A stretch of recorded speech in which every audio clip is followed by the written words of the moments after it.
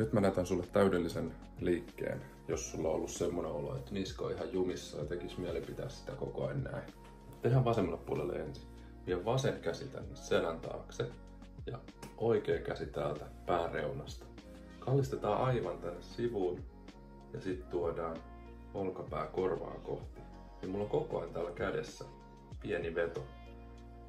Eli mä en anna ilmaiseksi ton pään tulla suoraksi.